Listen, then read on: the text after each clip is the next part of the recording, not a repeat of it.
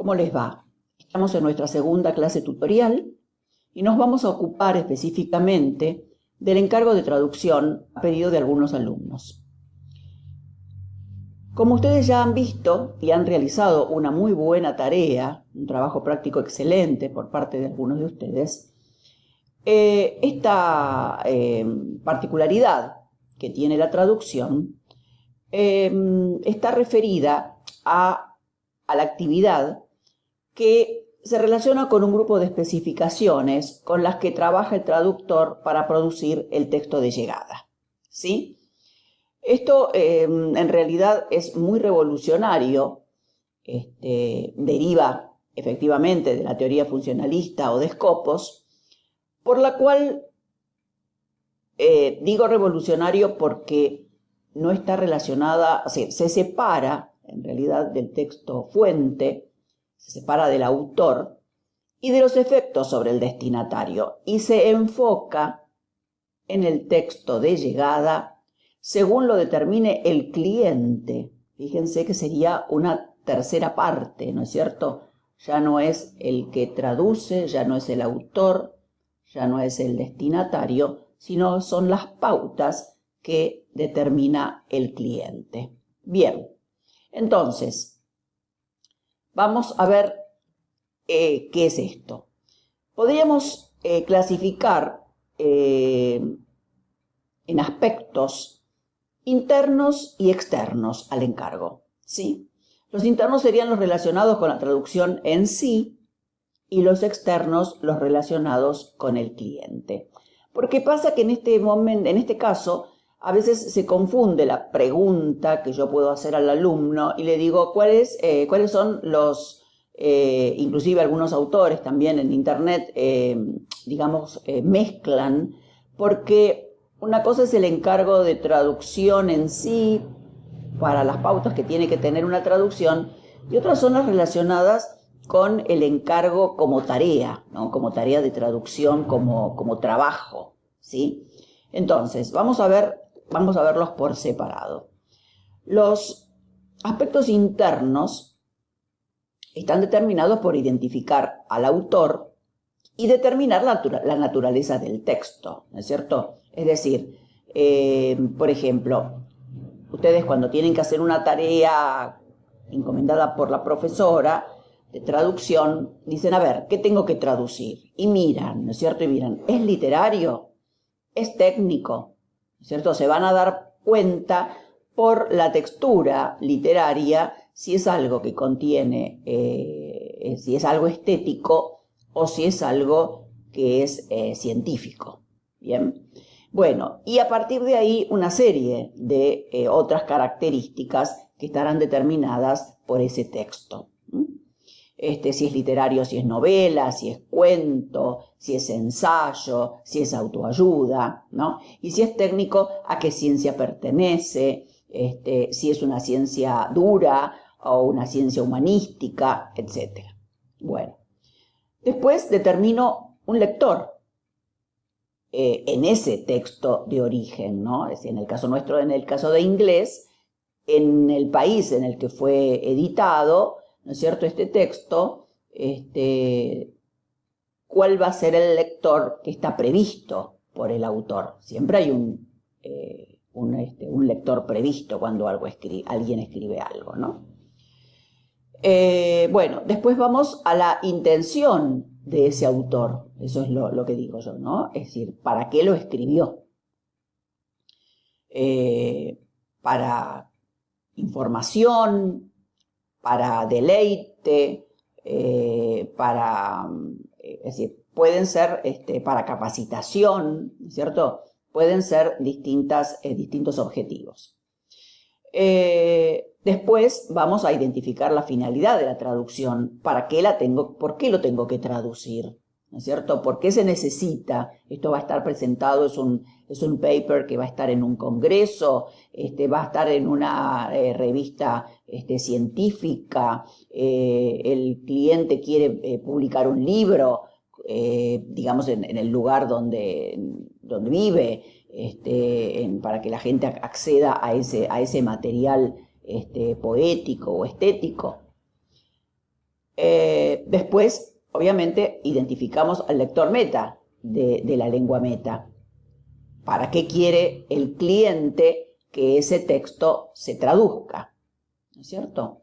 Y de todo este estudio determinaremos las estrategias que vamos a emplear en la traducción, ¿no es cierto? Por ejemplo, les doy uno de los ejemplos de las estrategias, podrían ser las domesticaciones. Bueno, ¿cuáles son los aspectos externos?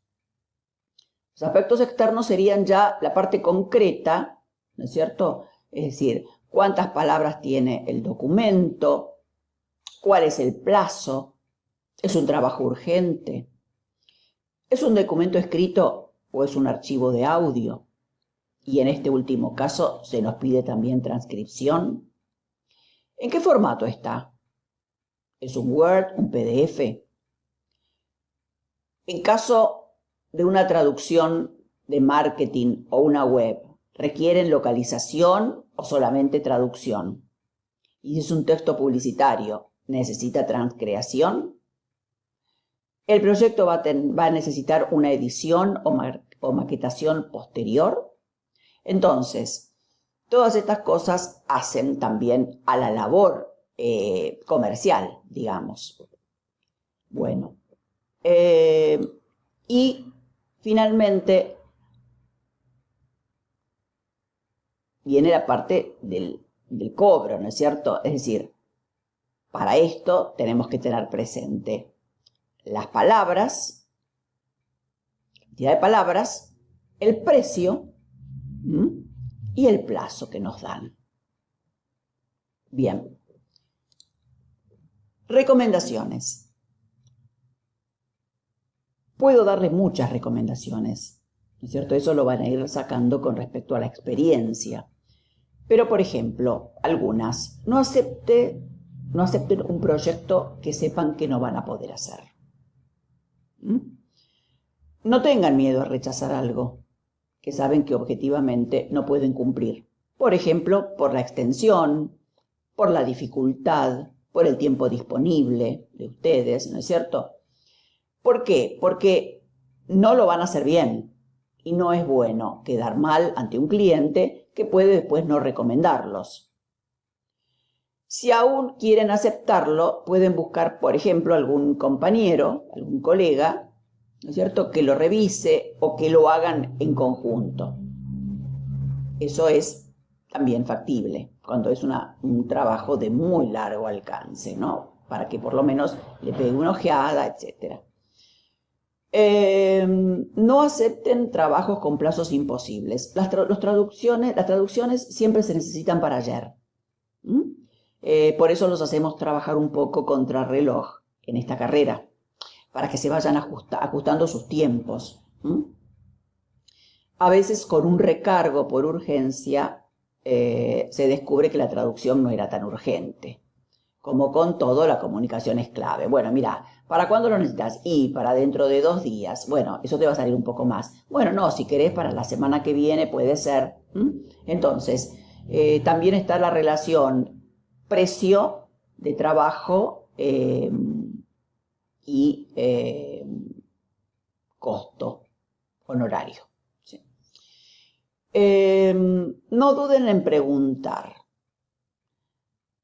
Esto quiere decir que al cliente se le puede preguntar cualquier duda que uno tenga con respecto a la labor. Por ejemplo, si tienen algunas otras traducciones con respecto a ese tema. En general, los que trabajan con trados, en la parte científica, que es un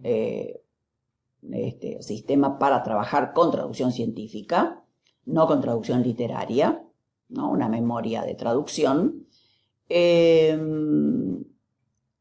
dan un glosario, por ejemplo. Si son palabras, vamos a suponer que este cliente tiene una empresa de, no sé, de aires acondicionados, por ejemplo, ¿no? De construcción, fabricación de aires acondicionados. Que a lo mejor otro traductor le hizo un trabajo.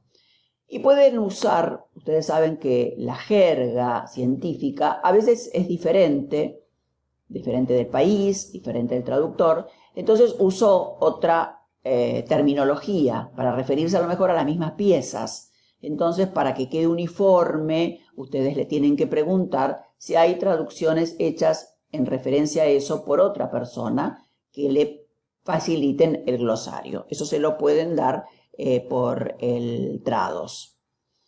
Y cualquier otra duda, por ejemplo, si están traduciendo algo literario, si el autor vive, pueden comunicarse con él. Yo tengo bastantes ejemplos de alumnos que estuvieron haciendo el trabajo final y que se pudieron comunicar vía mail con el autor y de esa manera pudieron solucionar algunas dudas. No acepten un trabajo sin haberlo visto antes, ¿sí?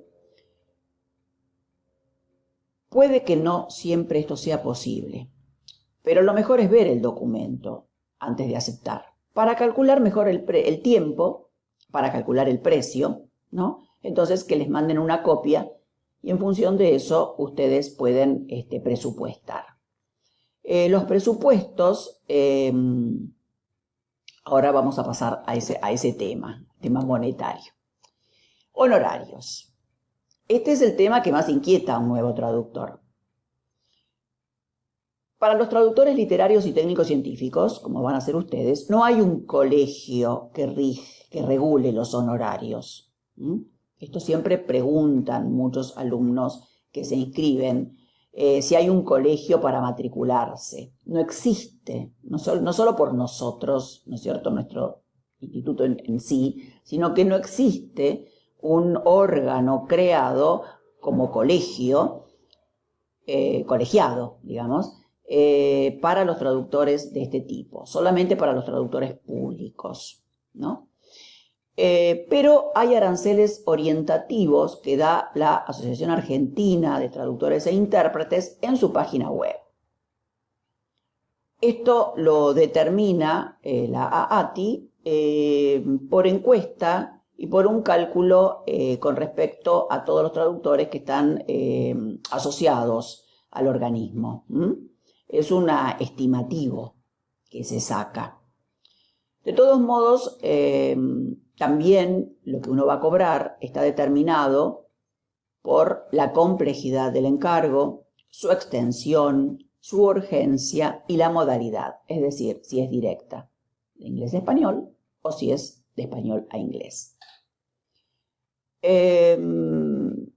No regalen su trabajo, ni le hagan el favor a un amigo. Escuchame, ¿me podés traducir esto? Porque mirá, tengo que mandar este currículum a Estados Unidos y ustedes estudiaron y deben seguir invirtiendo en su profesión.